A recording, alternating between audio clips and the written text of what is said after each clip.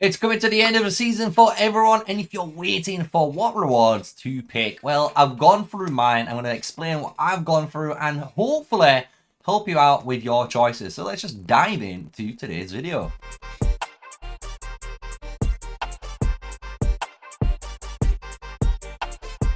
Hello everyone, yeah, smash like, comment down and subscribe for more daily videos. Me, MrSneakyy, the one and only, we're back here on Call of Dragons. I know you probably missed it since I've been on a Terrace land grind, but I'm just going to say, guys, I am honestly loving that game. So if you are playing it, hit me up and we should be able to join together. But today, going into, obviously, all of the different rewards you're able to get, just going to explain, obviously, if you are able to get the anointed rewards, we're going to go through those first. And then if you're going down the secondary rewards, like I have, right? Because I wasn't able to get into the, obviously, dragon rewards because we wasn't with BDO. And big congratulations to the BDO guys that are watching this. Big W to you guys. Because you're going to be able to choose, right, any of these. And if maybe you're wondering what ones to pick, I'm going to try and help you guys out.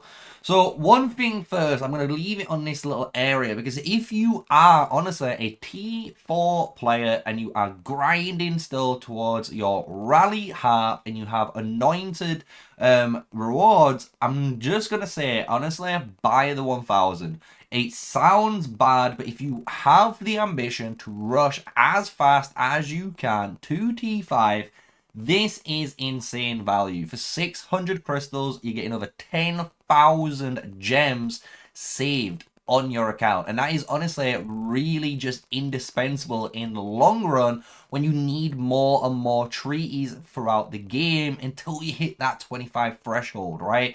So honestly, I would recommend this. Or if you don't want to work on that building and you actually prefer working on heroes, a lot of the players I would recommend on the legendary hero tokens. I actually think 10 sculptures are just indispensable. Again, if you are trying to work on heroes over trying to push towards T5.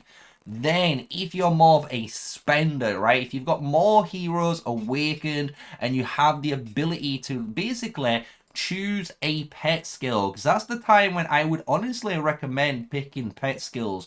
When you've got your base commanders all kind of maxed out, you've got all of your like tech where you want it to be, so you have the luxury now of actually working on a war pet for the season and then maybe going back towards your tech if you're going for that T5 push. And if you're going for a skill here, I'm going to explain a few, but I would recommend depending on what you want. So straight away, some really good ones is going to be Enduring Shadow Hunter. This is a very powerful pet skill. It's going to allow you to extend the duration of that captive skill, which is so good for obviously your mages. It's a bit more of a selfish playstyle, obviously, because it's single target and only applies to your March, but definitely one that I would recommend. Another one I'm going to recommend is the Trigger Chance, this super infection for the infection trigger chance plus 2%. This is honestly, when you have that venomous lizard with this on, cranks out so much extra DPS. You will be honestly, again, surprised with this talent. Another one I'm going to go over is Super Concentration for the trans, as well as the Forceful Exuberance. This is damage Dell, and this is which is one of the most stronger 3-star skills you can get for a pet because it is increasing the straight up skill factor. And then to finish off, the last two I'm going to recommend is going to be Forceful Arrogance, again for the same reasons as Exuberance. This is 20%, this is 13.3. So if you are trying to work on potentially a, cav pet, it depends on what you kind of want. Do you want a passion generating pet, or do you want to work on the Berserker that's all about debuffs? Then, when we come into the last and final one, Split Pain Bloom. That is the definitely mage choice. If you're just going to go for a very safe mage pet, I would go for the Split Pain Bloom. But if you don't want any of the skills I've mentioned, I'd honestly try and skip these and try and work on either getting just sculptures for your account or even speed ups, but mainly treaties for your account. Now, if you're in the Conqueror area, this is where I am, and you can see where I've already spent my resources, and it's going to be in Fatal Bite.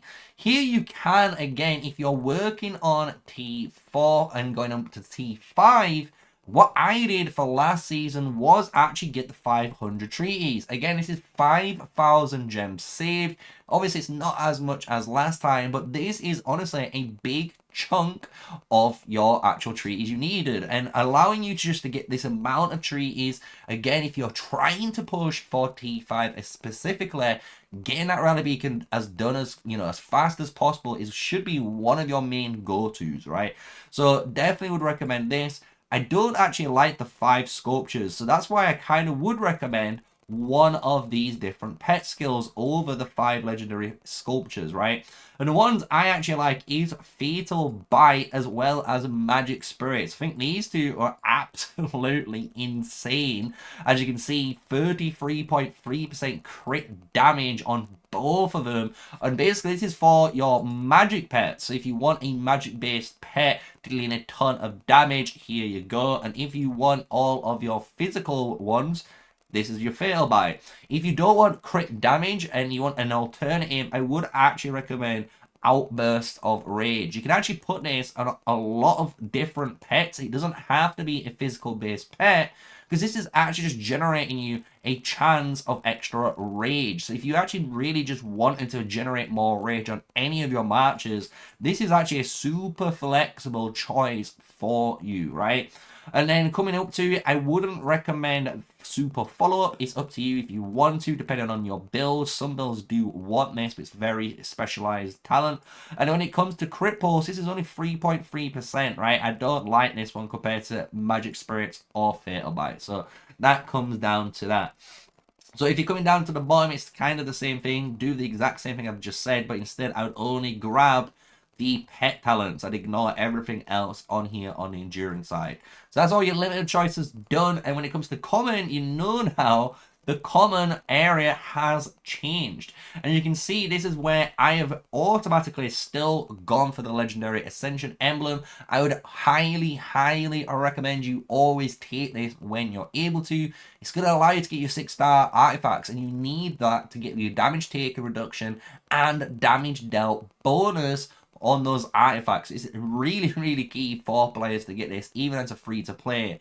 But after you've come out of here, what you could grab, I didn't really like CP, even though now after the season CP supposedly stacks afterwards, which is cool. Maybe in the future you might want to do this if you're potentially just trying, you know, to level up a hero, who knows. But I would never go for this. What I would always recommend is the mana. Mana. You're gonna need a ton of mana, guys, for research, and even afterwards, you're gonna be needing mana for all of your troop training. It is so important, mana, and even when it comes to resource healing, you're gonna need mana again. So I think if you're able to get as much of this mana as possible, that is the second priority after the Ascension emblem. Anything left over, I will leave up to you. I actually think the choice chest or even the training speed ups are equally as good. It depends what you want. Do you want more training, or do you want an extra little bit of resources? That is on your head.